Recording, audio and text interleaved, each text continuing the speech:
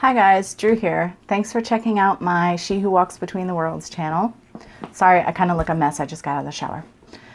Today, I really want to talk about light and dark energy, positive, negative energy. Of course, as always, this is my own personal experience, interpretation, understanding, beliefs with regard to the topic. I know many people who feel similarly to the way I do about this topic, but I also know people who don't feel the way I do about this topic at all. And I just want to say for anyone who might be watching, if you don't agree with what I say, it's okay. And I'm not here to tell you that I'm right. Your path is your path, and your experiences and your understandings are whatever's best for you on your path, and the same is true for me. So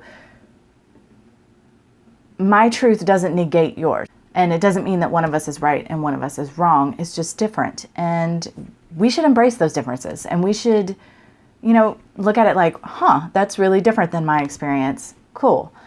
And let it go. It's not a personal thing. It's not an attack on who anyone is or what their path is or their experiences are. We should embrace and be happy about our differences. All right, so first let's talk about light and dark energy. I often refer to dark energy as shadow energy. I am speaking of a particular type of dark energy when I say that. I'm not talking about the shadow self, unless of course I'm referring to the shadow bits that are often left behind when someone crosses over after death. I talked about that in a prior video, Earthbounds and Spirit Visitation, so I'm not really going to go into that. But typically when I refer to dark energy as shadow energy, I am talking about specific types of dark energy. Which brings me to my next point. There are different types of light and dark energy. They all fit into the same category, but varying spectrums, if you will. Light energy, of course, often feels really good, and dark energy a lot of times doesn't feel so good. Let's talk specifically about light energy. For me, light energy can even be good vibes. Say you go to a place and it just feels really good, and that place just has a really good energy. It just has a really high vibrational, harmonious energy. That, to me, is light energy. To me, light energy typically is going to be of a higher vibration than dark energy. Dark energy a lot of times will feel heavier. I would consider angelic energies or energies of spirits and visitation from the other side, spirit guide energy, those types of things. I would put all of them in light energy category. And of course, there are many other forms of light energy. For instance, if we are sending loving, healing energy out to someone or a place, that, of course, from where I stand, is light energy. All right, so dark energy. A lot of dark energy is what I would call human garbage. This would be ill thoughts, or thought forms even, that another person may be sending you, whether it be intentionally or unintentionally. This would also be that leftover shadow energy I was talking about earlier when someone passes. This is human garbage that has sort of taken on a life of its own. And then, of course, you have death, destruction, aggression, chaos. These are all tied in with dark energy, forms of dark energy. This, to me, is the dark energy from which the light is born.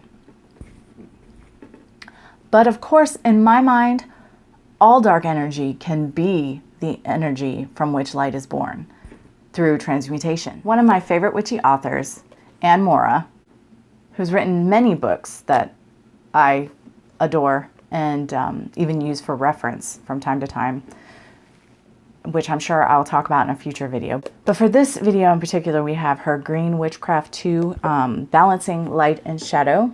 It's perfect for this video. And in this book, I believe it's in this one, it's got to be in this one, in one of her books at any rate, she talks about taking responsibility for any shadow energy, dark energy that we create. The idea is to pull dark energy into your work and to direct it into something helpful and useful, productive, into light energy with your intention. An example of this, let's see. Let's say we're facing a health issue, and this issue has created lots of feelings of fear and insecurity and just uneasiness within us. We could, through visualization and intention, gather all of those dark feelings and thoughts into a ball. And once we feel we have gathered it all and are ready to work with it, we could visualize a colander over our head of pure white light and drop this ball of ick into it. And as it comes out, see it as green light, green healing light that washes over our whole body. And in this way, we have taken responsibility for this disharmonious darkness that we have created and turned it into something helpful and that could possibly be healing for us. If nothing else, we're taking responsibility for our own garbage, which is great. Of course, two of the simplest ways of transmuting dark energy would be to give it to Gaia and allow her to transmute it, or if you work with angels, calling in angels to help. These methods not only are very effective, but they're very easy. And of course, these methods can be applied to other forms of dark energy, not just icky thoughts about an illness. Finding a balance between light and dark energy is essential. So now I want to talk about positive and negative energy. This is a topic that I have a lot of difficulty with. For me, from where I stand, people use these terms incorrectly. Again, I'm not going to tell you how to talk or how to feel or think or experience, but this is my perspective, and this is where I'm coming from. If I have a bad experience with someone, I might say, that was a really negative experience in my life. Or vice versa, if it was a good experience, I might say, that was really positive, that was wonderful. But with regards to energy, I can't. And if I do accidentally, I automatically catch myself and correct myself. Because energy is energy. Energy is good. It isn't bad. Negative energy is not bad. I personally do not have these concepts of good and evil. For me, everything comes from spirit. Thus, everything is good. It serves a purpose. It might not feel good to me, but that doesn't mean it's bad. So, negative energy isn't bad. Negative energy is receptive. It is feminine goddess energy. It is occult hidden. It's inner energy of the inner worlds. None of those things are bad. They're all good and wonderful. Positive energy, of course, is projective energy. It's masculine God energy, sun energy. Negative energy is moon energy. Positive energy is energy of the outer world. Positive energy is knowledge and learning, and negative energy is intuition and inner wisdom. Two different things. One is not good while the other is bad. They're all good. And let me say real quick, I have had some very uncomfortable and one even completely terrifying experience with dark energy. It's still not bad to me. It was scary. And the other times, at the very least, uncomfortable. But it served its purpose. It had a purpose. There was a reason. There is a reason. I don't do this good, bad, good, evil stuff. So, but I can understand why people would encounter certain types of dark energy and feel that it was evil and, name it demonic or what have you. I can completely understand that. But that's not my perspective. I don't That's not how I see existence. So for me, if an energy feels good, that's a harmonious energy. And if an energy doesn't feel good, that's disharmonious energy, because a negative and positive energy are actual things. They have a vibe, they have a definition, they have properties, they exist, and it's not good or bad. So if something feels good or bad, for me, it's harmonious or disharmonious, at least with regards to energy. Because, as I said a million times already, energy is neither good nor bad. It's just energy. It feels good or it feels bad. My example for this is Moldavite. I'm not going to go into it too much because I'll talk about it in a future video. It's one of my favorite stones. It's an exotic stone in that it is not fully terrestrial. I have never met anyone who is sensitive to stones or just energy in general who has met Moldavite and been like, meh. I've never met that person. Typically, you have 3 reactions to Moldavite. Most commonly, you have people who like Moldavite, but who cannot stand to be in its presence for very long. I mean, maybe in the same room, but as far as having it on them, they can only do so in short amounts of time because the energy, it makes them jittery and uncomfortable after a while. It's just too much. I've met many, many people that fall into that category. The second category, I've met a few people like myself who absolutely adore Moldavite, would bathe in it.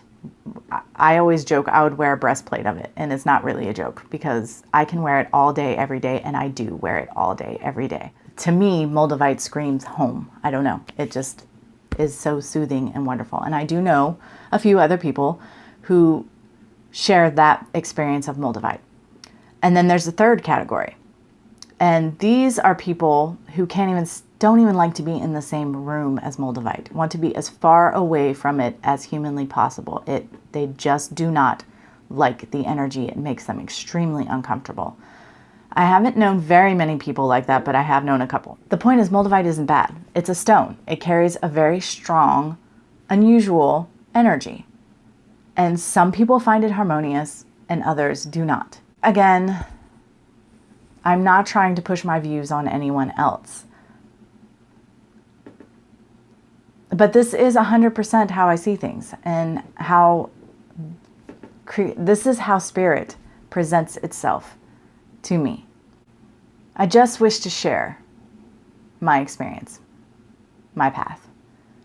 And I do so in the most loving way possible.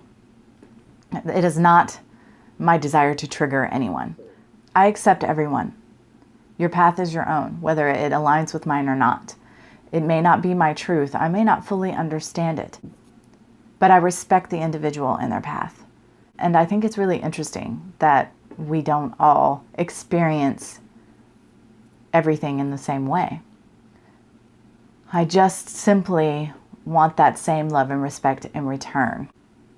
This is my path. This is my truth. I share it in the hopes that someone may glean something from it and may come to a deeper understanding of themselves in their own path.